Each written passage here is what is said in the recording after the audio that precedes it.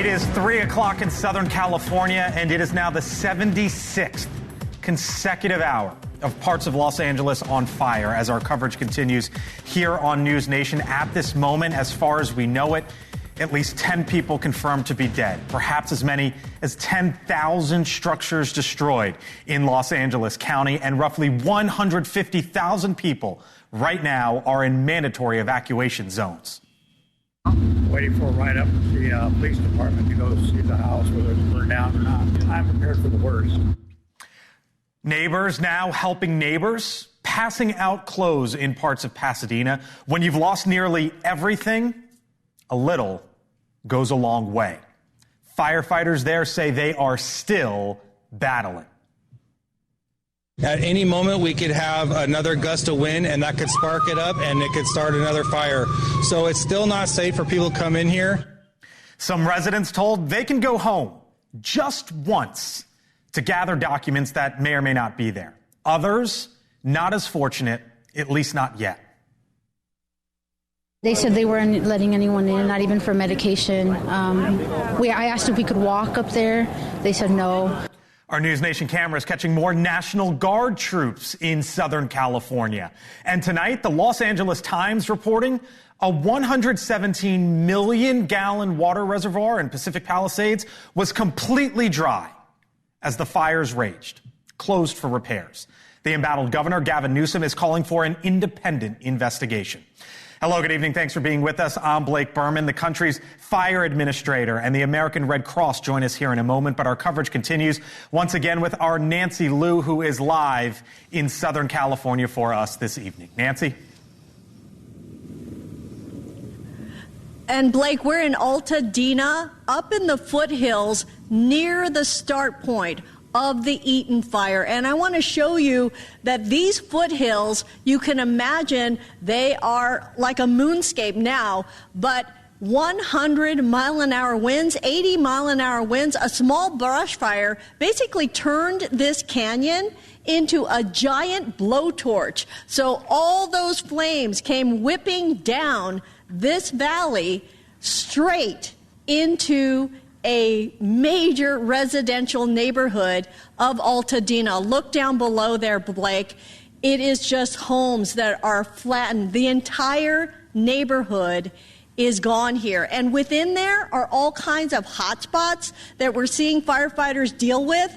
Off in the distance is a major hot spot that we're seeing a pretty large plume of smoke. It has dissipated somewhat, but just driving around Altadena, we have, seen crews at work, really handling, flames and embers that are still burning. What are we, like days later since the beginning of the Eaton fire? And just to give you some perspective, Blake, back here towards the right, the San Gabriel Mountains is what you see when you watch the Rose Bowl. Off in the haze there is the Rose Bowl. You can't even see it. It is that smoky and hazy, and it will be some time before residents can come back here because the conditions on the ground, they are toxic. There are trees down. There are power lines down. But the cavalry has arrived. We're seeing a lot more fire crews on the ground. They're trying to clear trees, trying to clear roadways. But very much a mess. I want to get to that, Nancy, in a moment to reflect, if you wouldn't mind, because I saw on your social media feed a picture that you posted, and you've been there from the very beginning. Here's what Nancy wrote. She said, back over at the Eaton fire, if we can show the picture, helped Long Beach and Fullerton crews to take their group picture, sharing to highlight some of the amazing first responders working nonstop out here. Many have lost their own homes. That is a picture, Nancy, that you yourself took. Yeah, and it's the L.A. firefighters who, many of them who have lost their homes, as well as L.A. police officers, and all of them remain on active duty. I don't know if you hear the aircraft, but I don't know if we still have like active water attack going on these hotspots, but there is a big concern about more gusts, new fires popping up, even here near the Eaton zone. Blake? Our Nancy Liu covering the fires and even helping when she can. Nancy with her fantastic reporting there in Southern California. Nancy, thank you. Our next guest is Christian Fors.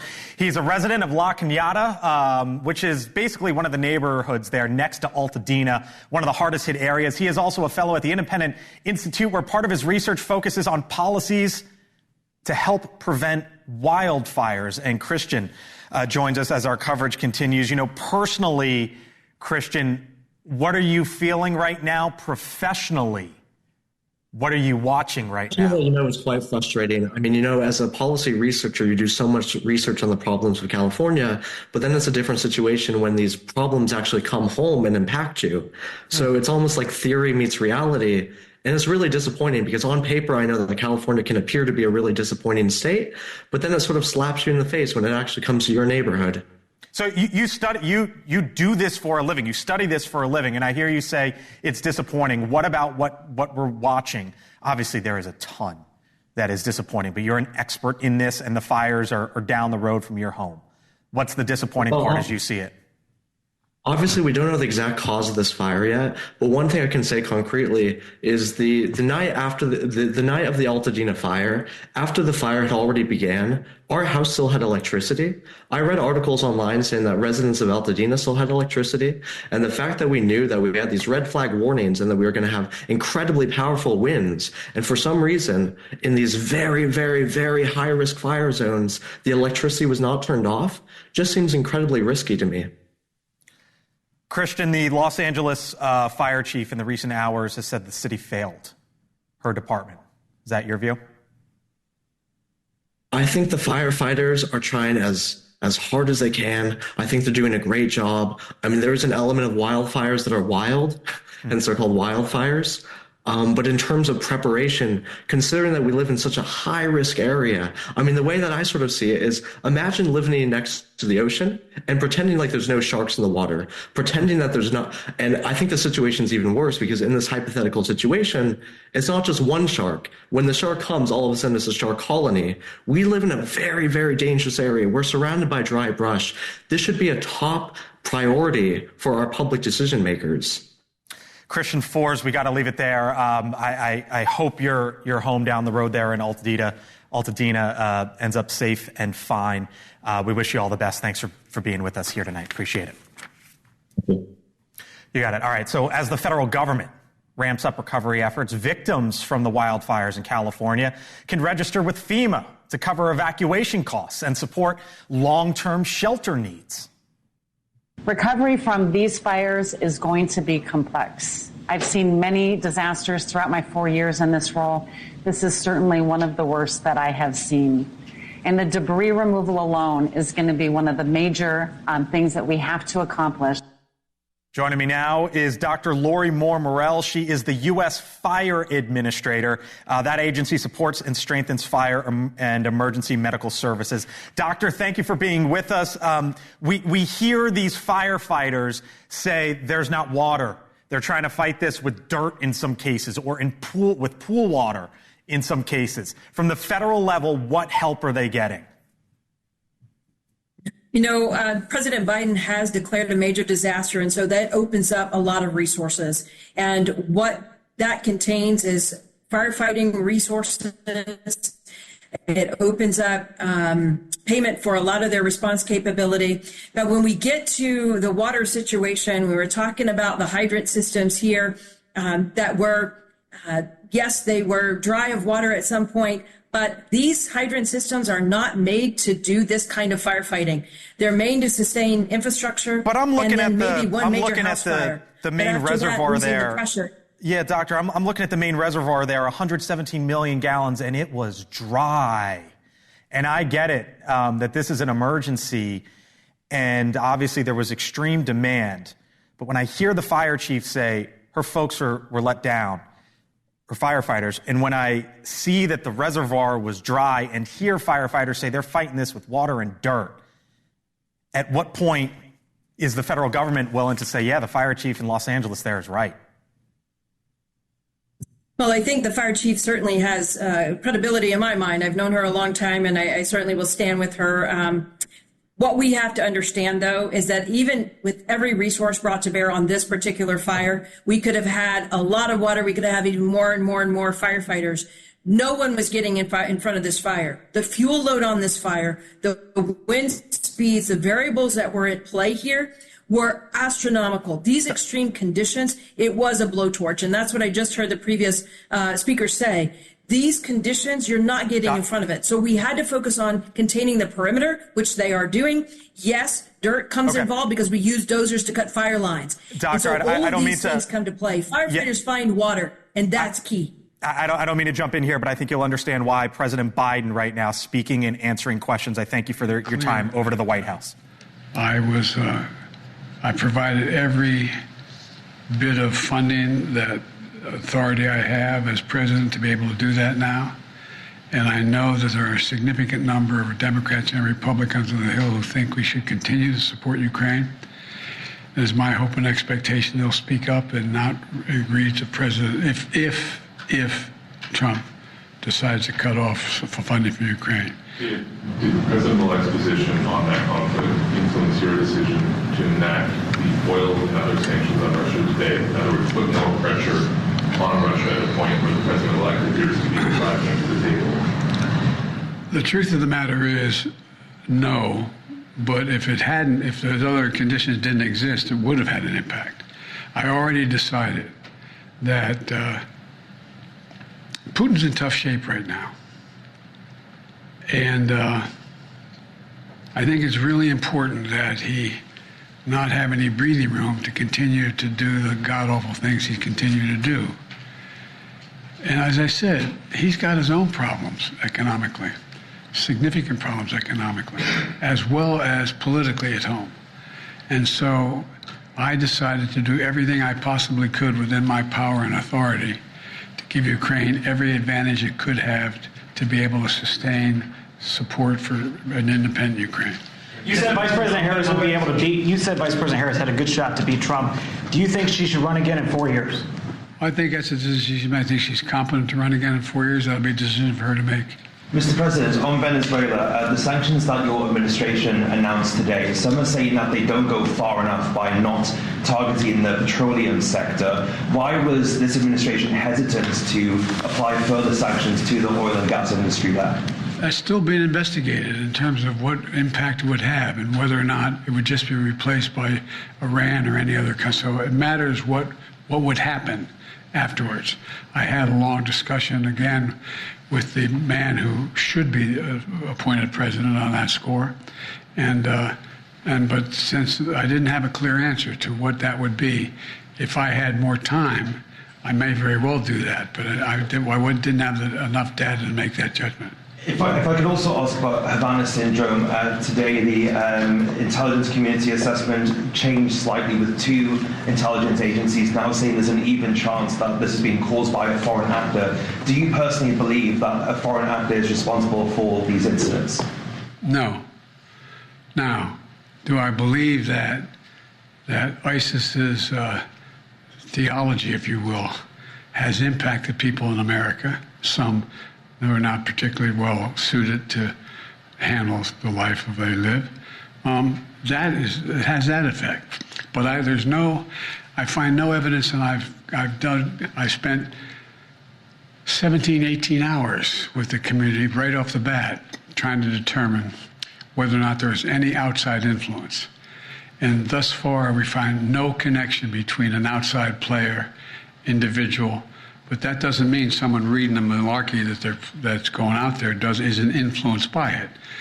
Both these men, both in Nevada and in Louisiana, have been men who've had their own problems but not because they've been influenced by a specific individual. Sorry, so my question was on Havana syndrome, not Nevada, sorry. On the Havana syndrome, the intelligence community today, part of their assessment changed, saying that there is now an even chance that the Havana syndrome cases and incidents, there's a foreign actor potentially behind them. Do you agree with that assessment? I don't have the full brief on that right now. I'm not going to comment on that. Do you have an update on Austin Tice? and whether or not he's... The answer is I'm not going to respond to that because that's an active, ongoing issue. You know my attitude about getting prisoners released from abroad, and I'm not going to comment on that right now. Just one question again back on pardons and commutations. Can you just give us a sense of what other pardons and commutations you're considering in your last 10 days? Well, the answer is no, because of two things. One is that it depends on some of the language and expectations that Trump broadcast in the last couple of days here as to what he's going to do. The idea that he would punish people for not adhering to what he thinks should be policies related to his well-being is outrageous. But there's still consideration of some folks, nothing but no decision. All right, thanks, everybody. Have you talked about what kind of post-presidency? Have you decided what kind of role will you have post-presidency, sir? Do you plan to speak out after you leave Washington, or are you going to follow kind of more of the Bush model where you're kind of out of sight, out of mind? I'm not going to be out of sight or out of mind.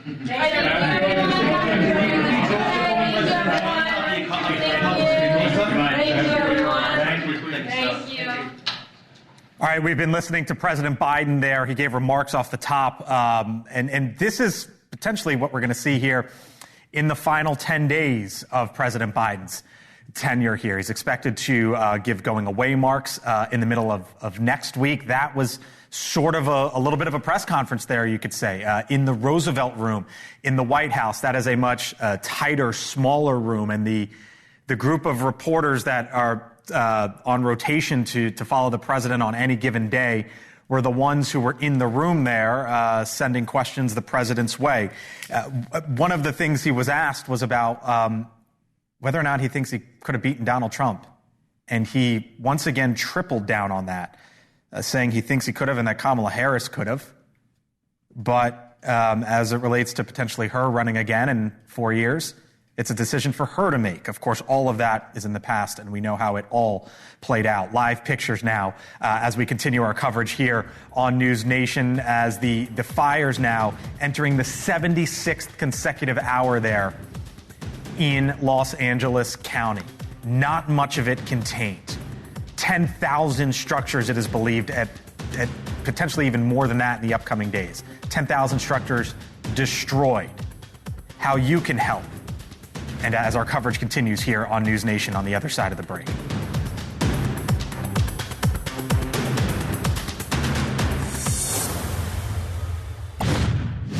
I mean, it's just annihilated. It's like a war was here. Residents in Southern California going into their fourth day dealing now with the wildfire devastation ripping throughout their community, many communities there in Los Angeles County. The California National Guard now assisting fire crews. It's still very much an active firefight, but spreading more slowly as the fierce winds, seemingly, at least for the moment here, die down. More than 36,000 acres, as we know it, are burned across 6 different fires. There's at least 10 people there in Southern California dead, with many other significant injuries. 10,000 plus structures destroyed. Officials warn wind gusts are expected to increase. Our Brian Enton is live where it all began in the Pacific Palisades. Brian, I saw your video today of the National Guard going in there. What else have you witnessed there where this all began? Yeah, I mean, look, it's heartbreaking. It's still all closed off. People who live here aren't allowed in for the most part. They don't. Some people still don't know whether their homes burned to the ground or whether parts of them are standing or whether they were one of the lucky ones on the block and their home is okay. You mentioned the National Guard. I'll show you. We've seen them go by a couple of times. There was a convoy. You can see right over there in the distance along the Pacific. There's some National Guardsmen over there patrolling that area. They've got these checkpoints that they've set up because of the looters. We heard from several neighbors this morning who saw looters, who say they've been coming in Sprinter vans and that groups of them get out of the van and then try to get inside people's homes. People left their doors open. That's what they were told to do so the firefighters could get in, which makes it easy, unfortunately, for the looters. And there's no cell phone service, so even if another neighbor sees something, it's hard for them to call it in. And then you've got people behind me who have been waiting, trying to get up to get medicine. The police are taking them in one by one. I want to bring in Miles. He's a resident here in the Palisades. You were waiting a while to get up. You finally got up to your home to get some medicine. What did you discover? So I saw pictures of our home that were looked intact, but no one really. It was just the front of the house. When I got into the home, the backside had been damaged, had burned a little bit. There's a lot of glass blown out and some holes in the house, but overwhelmingly still standing. So obviously very lucky. Were there still any hot spots? Yes, there's a couple that I saw smoldering around the ground. Luckily, there was still some water that I could grab in buckets and put what I could out. But nothing that made me too nervous, but I was, it's definitely some smoldering smoke going around, yeah. Well, we wish you the best, Miles. Thank you for talking with us. So many people like Miles Blake. He was luckily able to get up to at least get what he needed, and then they took him back down here. But people have been waiting all day. One guy was waiting, I need my heart medicine. Yeah, and finally he was able to get up and get that. Wow. All right. Our Brian Enton live once again in Pacific Palisades. Brian, thank you. I want to bring in now Nicole Mall. She's with the American Red Cross. As you might imagine, there's a lot of folks who want to know how they can help. And the American Red Cross is the incredible agency that often is among the first on the ground. Nicole is there with us in Southern California. It struck me, Nicole, in the worst of times, we often see the best of humanity and the best of people. And there was a scene there in Pasadena today of clothes being given out. What are you seeing on the ground there, and how are folks helping out around you? I can tell you, I have a front row seat to the compassion of this community and seeing community in action. I'm at one of our shelters in Los Angeles County where hundreds of folks have sought safe shelter over these last few days. Really, we're only 72 hours into this, but for the lives of folks here, their lives are changed forever. And the Red Cross is providing that shelter, a place where if you didn't have a plan or don't have somewhere safe to stay, you know that the Red Cross has your back. And I'll tell you little things like having a toothbrush and toothpaste, the small comforts of life to help bring some sense of normalcy to these families. What is obviously you just mentioned this is not even a full 4 days at this point. What is the challenge before you and the American Red Cross as you see it tonight? Well, what we're really looking forward to is how we can help folks on their recovery journey. Behind me, there are trailers packed with supplies, cots, blankets, and other resources. When we think about what these folks need, Los Angeles in the past 24 hours still had additional fires starting up. So for some family, there are still inherent risks that exist. And if folks are interested in supporting the mission of the Red Cross, I would encourage you to visit redcross.org. And you can find a way to make an impact. Redcross.org, as Nicole just laid out. If you also see on the bottom right there of the screen, we've got that QR code, and NewsNation's been putting it up on the screen throughout the day. If you got your phone and you want to take a snapshot of it there, you can, or as Nicole laid out, redcross.org if you would like to help. You can also go to newsnationnow.com/redcross to donate. Nicole, thank you. All the best. You and your team do amazing, amazing work. Thank you for all you're doing there on the ground in Southern California. Thank you. You got it. Still much more ahead here on the Hill as our coverage continues. California officials starting to field a lot of questions about how they responded to this. Some news today from the Los Angeles fire chief even. Our coverage continues on the other side of the break.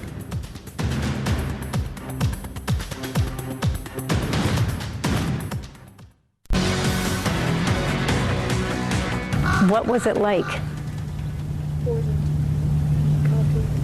I really have no words for what I don't have any words for what it's like. We are hearing that time and time and time again as we speak to residents there in Los Angeles County as the conditions there, a little bit of this fire now is starting to get contained. We don't see the widespread flames that we saw on Tuesday and Wednesday, but the devastation is immense, and for many unspeakable and unbearable as their lives have been flipped upside down. As we know it at this hour, according to officials, at least 10 people killed in Southern California due to the handful of wildfires, really more than that, over the course of the last 3.5 days, approaching on 4 days now. About 10,000 structures, it is believed, are gone as a result of this fire, though that number has increased day by day, really hour by hour, and 150,000 people still in Southern California under evacuation orders at this hour. Nick Arzen lives in Altadena. That is basically the Pasadena community. He is also a member of the town council there. Nick, thank you for being with us as our coverage continues here on News Nation. I was watching and looking at pictures of your home earlier today. You are among the many there in your community that I believe has little to nothing left. That's correct. That's what our home looked like not too long ago, and I think you'll probably see next what I wouldn't get anybody else interested in visiting their homes because it's too dangerous, but I was doing an interview nearby and just had to pop in. There's nothing. And you mentioned the deaths. Let me just hit home with the fact that the deaths that they're reporting, you can see in the rubble, there's no way they know who's in a home. The captain of the sheriff's station told me the only reason they could identify that there was a body was finding someone who perhaps had a hose still in their hand or had stumbled out of their home. Anybody who's in a home has still yet to be found. And I was just faced with the question, Nick, where do we submit our missing people? And, in 48 hours, that hadn't occurred to me yet. Of course, that's going to be coming in. How often have you heard that question, Nick? I just heard it for the first time in an hour, which hit home thinking, of course, now people are realizing I can't get a hold of my neighbor. I can't get a hold of my grandmother. I can't get a hold of this person. I'm just grasping that whole thought process now. So, of course, I have to make a list of what I need to answer for residents. And that, of course, goes right to the top of my list. Hadn't even thought of it. There's so many other logistics. And I'm sure I'll hear it a lot. As I mentioned, you're a member of the town council, and it strikes me, Nick, that you feel it is incumbent upon you to answer for your residents and to keep a list like that, which is horrifying. And have you processed yet, as the more questions come in, what happens next, or really not even being able to answer that? I'm someone who just tries to live in positivity. And so answering that question is easy. I immediately go to a place it's hard looking at the images because I don't want to say I've been avoiding them, but I've been trying to think about what we're going to do out of this. I almost immediately went there, which can be annoying to some people. So yes, I've taken into consideration how Altadena can be rebuilt, can learn from this. We just the council had just sent a unanimous recommendation to approve, the board of directors to approve a West San Gabriel Valley area plan, which included decreases in density and better fire prevention. Of course, that was just approved and hasn't gone into play. So yes, I'm thinking about the future. I'm thinking about a rebuild where we learn and become a community that's more ready than any other community for a fire of this magnitude. It wouldn't stop it, but man, if we would have just had 6 months to a year to get some of those things in place, we might have prevented some of this devastation, but we were working on it. We just didn't have it in place yet. I was born and raised in South Florida, Nick. So I grew up exposed to hurricanes, and you see the devastation in hurricanes, and oftentimes people wonder, why would you ever want to live there? And now there's going to be questions going forward of, when all of this is done, how do they rebuild, and why would they want to live there? And to folks who see these images and see what you're going through, you would answer how? It takes some resiliency. I just ran into 2 neighbors at the evacuation site an hour or so ago. The first thing they said to me is, we're going to Arizona. We just, and look, how I would answer is, you're going to Arizona, what will you face there? You're going to Florida, you're leaving Florida. My answer is that what you're witnessing and what's been happening around the world whether you believe in climate change or what's happening, there's real evidence, right? So I'm not trying to make this something about climate change, but I would say the answer to that is no matter where you go, this type of devastation is going to follow you. I came from Iowa. Tornadoes are more frequent. Oklahoma. Anywhere you go, climate change is catching up to all of us. So if you can make your town resilient, and if you can stay where you're at because you have a love for what that place is, we have mudslides, we have earthquakes, and we have fires. Right. Any other place in the nation, they can list to you about their floods, their hurricanes, their winter storms that are brutal. Their summers that kill people. I lived in Chicago when we had a heat wave. Right. This happens everywhere. You just got to hold on to what you love about that area and how you can protect yourself. And then in the bigger picture, how we can all move forward to protecting our nation. Nick Arnzen, I feel the love and the passion that you have for your town, the grief and the sadness, and the many questions, obviously, that you have going forward with what you have to deal with. I wish you all the best, and thank you for speaking with us tonight, Nick. Appreciate it. You bet. Always thank you to our first responders, but I do want to thank you and the reporters for keeping this on the forefront and being compassionate, and we really do appreciate you. Thank you, Nick. Hope to talk to you soon. Thank you. Other news tonight, as we've been covering this devastation really nonstop, but there's some pretty big news back here in Washington for the moment. President-elect Donald Trump sentenced today in his New York hush money case just days before he's scheduled to take office. Trump appeared virtually at today's sentencing, where he again criticized the case. I'm totally innocent. I did nothing wrong. This has been a weaponization of government. They call it lawfare. Never happened to any extent like this, but never happened in our country before. NewsNation legal contributor Jesse Weber joins me live. Jesse, it's hard to take our eyes and our attention off of Southern California and the devastation and the heartbreak there. Just a moment here back in Washington for a second. Obviously, the case was in New York. But Donald Trump, the president-elect, what was the significance of this for him today? Well, in the big picture, it is insignificant compared to what's happening in California. But look, he's now a convicted felon and the first convicted felon to be taking the White House. But I'll tell you this much. Look, that unconditional discharge sentence, it's what we expected. It's what's appropriate in this case, given the charges and also the fact that he's now going to become the president of the United States. But I'll say this much. For those who say, this was a waste of time today, this was a theater experiment, he still went to trial. He was still convicted. It was a jury's decision. And you can't just ignore the sentence. And I know he's been trying to push it off, but this sentencing happened. And I think it's important that it happened. And yes, he'll have a right to appeal it. He'll have a right to try to get the conviction thrown out. He might have some good arguments there based on the Supreme Court's immunity decision. But it's a historic day without real, big consequences. Indeed. Also, by the way, building just down the road from us here, right behind me, the Supreme Court took up the proposed ban on TikTok.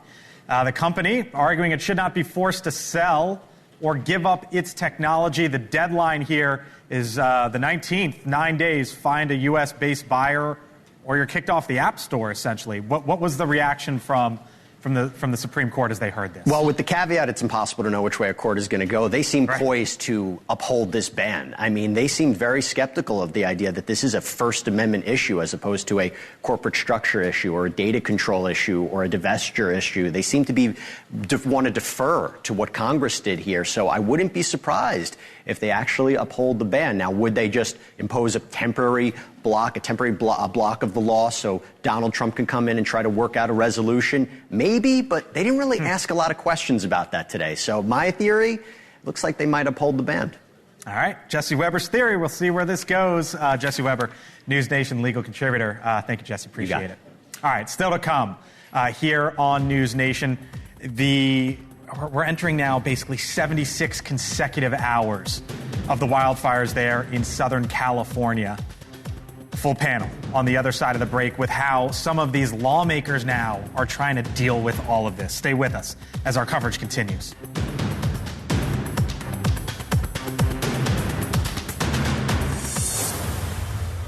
Hey, Chris, since you're using my moratorium power to stop all non-renewals and cancellations. Last night, I issued a bulletin to protect homeowners affected by the Palisades and Eaton fires from non-renewals and cancellations by your insurance companies for 1 year. All right, welcome back here as our coverage continues on NewsNation. California officials taking action to help and protect those affected by the wildfires. The state's insurance commissioner ordering a year-long halt on all insurance non-renewals and cancellations for homeowners. Now, AccuWeather estimates that the total damages and economic losses to be somewhere between 135 to 150 billion. But honestly, really, how do you know? That number's been climbing for days now. But we know that's almost half of the state budget for the 2024-2025 fiscal year. Time magazine suggesting this, quote, the home losses from the Los Angeles fires hasten an uninsurable future. Full panel here with me now. Samantha Dravis, former Trump administration official. Julia Manchester, national political reporter for TheHill.com. Niall Stanage, White House columnist for TheHill.com. And Lori Watkins is a former policy advisor to President Obama. Hello to you all. Thanks for being in. We continue to watch what's going on there in Los Angeles County. Julia, obviously, right now, issue number 1, 2, 3, 4 on down the line is keeping people safe, trying to keep homes safe, trying to get the firefighters and first responders everything that they need. But then after that, there is a political battle that is starting to play out there in the Golden State. There's a political battle really from the local level all the way up to the state level with Gavin Newsom. We know that he's been in a war of words with former President-elect Trump, and actually he's invited President-elect Trump to visit California. Just recently, like in the last hour. So yes. You also have Mayor Karen Bass facing a lot of questions over the city's preparedness for this, but also even down to the insurance commissioner. Remember, insurance is going to be a huge issue going forward in this area. There's an insurance commissioner's race going down the line, so watch out for that. Kamala Harris, the vice president, when she spoke yesterday, there's a lot of questions about her future. Could she run for governor in 2026? She mentioned the insurance issue. She threw that out there. The Los Angeles fire chief, Niall, came out today and said, the city failed us. And that's sort of the first real, we've seen finger pointing in all sorts of directions, but that was the first real, it's on you. It was, and, of course he's entitled to his opinion. He should know. I do think it is important to offer some context here, though, Blake. A lot of attention has been on this money, about $18 million cut from the fire department's budget. The fire department's budget is $819 million. We're talking about a 2% cut. Did that make all the difference in this, or was it just something that the conditions created by nature were impossible to address? Does it go to, though, what Joe Biden says, which is don't, and I'm paraphrasing here, don't tell me what your values are, show me what your budget is, and I'll tell you what your values are? Well, I'm going to focus on insurance, if you'll allow me just for a few minutes. I want to just give a couple facts and figures for your audience here. In 2024 alone, State Farm in the state of California canceled 72,000 homeowners policies. In Pacific Palisades, State Farm canceled 70%, 1,600 people's policies right before this fire started. I bring up insurance, Blake, because as your guest mentioned earlier, Nick, the commissioner in California, this isn't just California. This is happening across the country. But what I am very, very, very nervous about is we are on the precipice of a trigger of a 2008 financial crisis. And just give me one more second.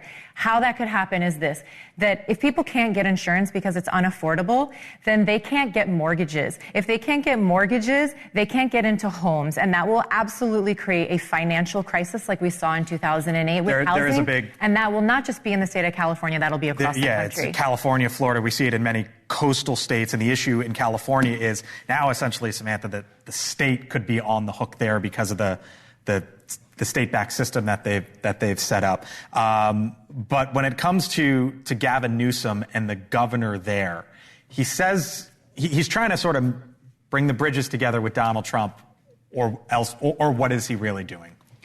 I'm not sure what he's doing. I think it's too little, too late. California's residents have the highest taxes in the nation. And I'm sure many of the residents, as you've seen, California's population has had an outgrowth over the last 5 years because of these bad policies. They're paying, it's too costly to live, and the residents are asking, what are we getting for this? Clearly, people from the local level all the way up to the state are not doing their jobs. And I think there is going to be a major political reckoning in the wake of this that's, So the Republicans who are criticising the mayor for cutting the fire department budget, Republicans now believe in robust funding for public services, do they? Of course they do. So, why did the Department of Water? Why did the California Department of Water have a reservoir that was completely dry? I guess you think nobody's accountable for this. That's not what I'm saying. Who's accountable? The California Department of Water that had a reservoir completely run dry. The Republicans are making a criticism against the mayor for cutting a budget. And Republicans constantly complain about overly inflated budgets. It's an opportunistic attack in the middle of a natural disaster. I don't know that it's Republicans per se specifically. Obviously, there are many Republicans. But I think it is a real question of why did you back off the budget a little bit? I mean, even if you just base it off of inflation, it didn't keep up with inflation. But I do think that these are going to be some of the questions in the conversation. And in this context, it was the fire chief, actually, who was criticizing the mayor. And she's a female, by the way. I gotta run. All right, coming up, Chris Stirewalt hosts The Hill Sunday on NewsNation. Chris will be talking to the Republican Congresswoman, Indiana Erin Houchin, and the Democratic Congressman from California, David Min. Be sure to watch The Hill Sunday, 10 a.m. Eastern, right here on NewsNation.